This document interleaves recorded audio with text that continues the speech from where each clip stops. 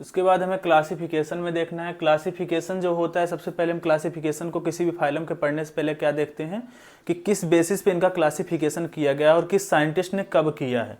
सबसे पहला चीज़ यही होता है, क्योंकि यहाँ से आपके क्वेश्चन ज़्यादातर पूछे जाते हैं। तो इनका जो बेसिस था क्लासिफिकेशन करने का, वो presence and absence of joints. Joints इनके प्रेजेंस एंड अब्सेंस के अकॉर्डिंग इनको क्लासीफाई किया, और किसने किया था? हाईमैन ने किया था। हाईमैन ने 1940 में इनको क्लासीफाई किया 3 क्लास में। 3 क्लास में फाइलम सिलेंट्रेटा को हाईमैन ने क्लासीफाई किया। इसमें आपका क्या क्या होता है? पहला होता है हाइड्रोजोआ, सेकंड आपका होता है स्काइफोजोआ, और थर्ड आपका होता है एंथोजोआ।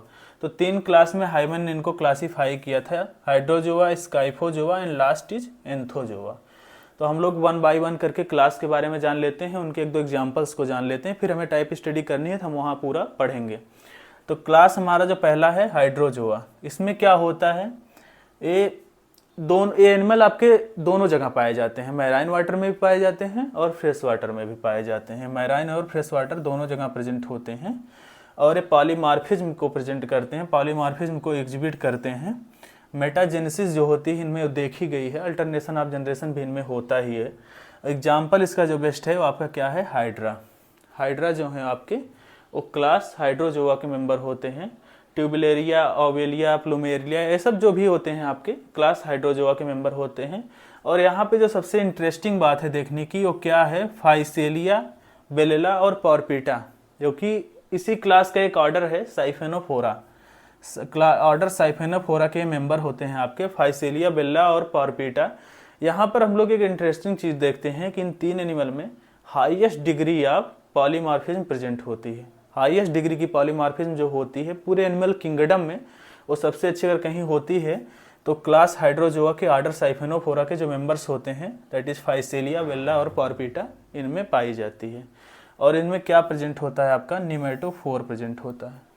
निमेटोफोर को हम लोग जान सकते हैं कि निमेटोफोर जो आपका होता है क्या करता है? ऑक्सीजन को एब्जॉर्ब करता है। इसका जो मेन फंक्शन होता है वो ऑक्सीजन को एब्जॉर्ब करना होता है। तो ये जो तीनों ऑर्डर साइफेनोफोरा के मेंबर होते हैं, ये हाईएस्ट डिग्री ऑफ पॉलीमॉर्फिज्म को शो करते हैं, और ये इनमें निमेटोफोर भी आपका प्रेजेंट होता है। उसके बाद नेक्स्ट क्लास हम क्या देखते हैं? स्काइफोजोआ। स्काइफोजोआ जो आपका होता है, ये जो एनिमल्स आपके होते हैं ये पूरी तरीके से मैराइन होते हैं, पूरी तरीके से समुद्री पानी में पाए जाते हैं। इनमें फ्रेश वाटर एनिमल नहीं होते हैं, ये मैराइन वाटर होते हैं। इनमें है जो आपका होता है जैसे डाइमॉर्फिज्म जो प्रोसेस होती है, तो मेडुसा की जो स्टेज होती है वो आपकी डोमिनेंट होती है। इसमें मेडुसा जो होता है आपका वो डोमिनेंट होता है। पॉलिप इसमें एब्सेंट भी हो सकता है, और अगर होगा भी तो वेरी शॉर्ट, बहुत कम ही होगा। लेकिन जो मेडुसा की स्टेज होती है वो डोमिनेंट होती है इसमें। इसका जो बेस्ट एग्जांपल है आपका क्या है? ऑरेलिया। उसके बाद थर्ड क्लास हम लोग किसको देखते हैं? एंथोजोआ। एंथोजोआ भी जो आपके होते हैं एक्सक्लूसिवली मैराइन होते हैं, मैराइन वाटर में ही आपके पाए जाते हैं।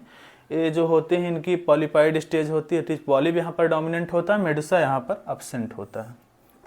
तो आपके स्काइफोजोआ में मेडुसा डोमिनेंट था, पॉलिप एब्सेंट था, और एंथोजोआ में पॉलिप डोमिनेंट है और मेडुसा एब्सेंट है। इसका जो आपका एग्जाम्पल होता है ट्यूबिपोरा और फंजिया होते हैं।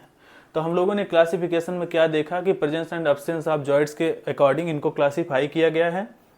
हाईमैन ने 1940 में इनको 3 क्लास में क्लासीफाई किया, जिसमें आपका हाइड्रोजोआ, स्काइफोजोआ और एंथोजोआ 3 क्लास आते हैं। क्लास हम लोग हाइड्रोजोआ के बारे में पढ़े, मैराइन वाटर, फ्रेश वाटर दोनों जगह पाए जाते हैं, पॉलीमॉर्फिज्म को शो करते हैं। उसके बाद इनमें अल्टरनेशन ऑफ जनरेशन को भी देखा गया है। हाइड्रा, ओवेलिया, ट्यूबुलेरिया, प्लूमेरिया, ये सब जो एनिमल होते हैं हाइड्रोजोआ के मेंबर होते हैं। इनका एक ऑर्डर होता है साइफेनोफोरा, जहाँ पर हाईएस्ट डिग्री ऑफ पॉलीमॉर्फिज्म देखी जाती है। निमेटोफोर भी प्रेजेंट होते हैं, और उसके जो एनिमल्स आपके होते हैं फाइसेलिया, बेल्ला और पॉर्पिटा होते हैं।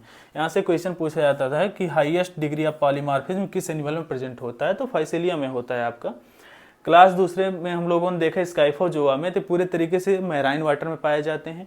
मेडुसा स्टेज जो होती है इनकी वो डोमिनेंट होती है। पॉलिप इनमें शॉर्ट भी हो सकता है और एब्सेंट भी हो सकता है। इसका जो एग्जाम्पल आपका है ऑरेलिया है। उसके बाद हम लोगों ने देखा है एंथोजोआ को। एंथोजोआ जो होते हैं पूरी तरीके से मैराइन वाटर में पाए जाते हैं। पॉलिप स्टेज इनमें भी डोमिनेंट होती है, मेडुसा इनमें भी एब्सेंट होता है। और इसका जो एग्जाम्पल है ट्यूबिपोरा और फंजिया है। तो हम लोगों ने फाइलम सिलेंट्रेटा के जनरल फीचर और क्लासिफिकेशन को पढ़ा, एक बार मैं इसको रिवाइज कर देता हूँ। जनरल फीचर हम लोग देखें कहाँ पाए जाते हैं, मोस्टली मैराइन वाटर में होते हैं, कुछ आपके फ्रेश वाटर में पाए जाते हैं, जैसे आपका एग्जांपल हाइड्रा हो गया। सिमेट्री इनमें पूरे लाइफ तक रेडियली सिमेट्रिकल ही होते हैं। बॉडी ऑर्गेनाइजेशन का cell tissue grade of body organisation होता है। एम्ब्रियोनिक नेचर जो होते हैं इनका डिप्लोब्लास्टिक होते हैं, मेजोग्लिया इनमें प्रेजेंट होता है। एक कैविटी पाई जाती है, इसको हम लोग गैस्ट्रोवेस्कुलर कैविटी बोलते हैं, यहाँ पर एक्स्ट्रा सेलुलर डाइजेशन होता है। निमेटोसिस्ट प्रेजेंट होता है जो डिफेंसिव ऑर्गन होता है, लोकोमोशन में हेल्प करता है और प्रे को कैप्चर करता है। पॉलीमॉर्फिज्म इनमें पाई जाती है, लेकिन ज़्यादातर एनिमल में डाईमॉर्फिज्म होती है। दो स्टेज होती है, पॉलिप और मेडुसा। पॉलिप जो होते हैं सेसाइल फॉर्म में होते हैं, एसेक्सुअल रिप्रोडक्शन करते हैं। मेडुसा जो होते हैं फ्री स्विमिंग होते हैं और सेक्सुअल रिप्रोडक्शन करते हैं। डाइजेस्टिव सिस्टम इनमें जो होता है गैस्ट्रोवेस्कुलर कैविटी के अंदर में होता है। Respiratory system, excretory system, circulatory system ये सब इनमें एब्सेंट होता है।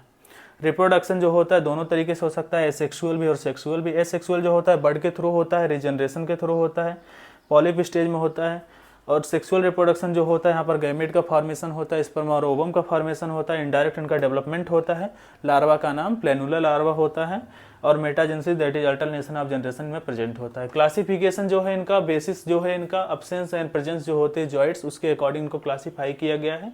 और हाईमैन ने इनको 1940 में 3 क्लास में क्लासीफाई किया, जिसमें आपका हाइड्रोजोआ, स्काइफोजोआ और एंथोजोआ आते हैं।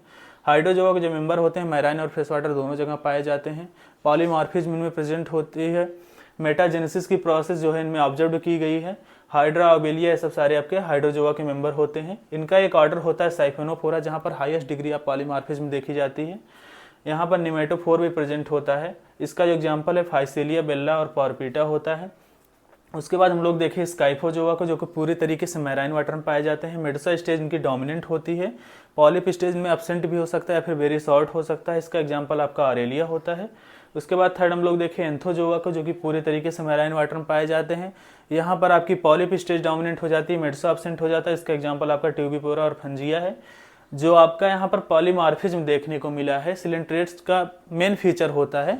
इसको हम लोग एक टॉपिक में पढ़ेंगे। आई होप आप लोगों को वीडियो समझ में आया होगा। Thank you.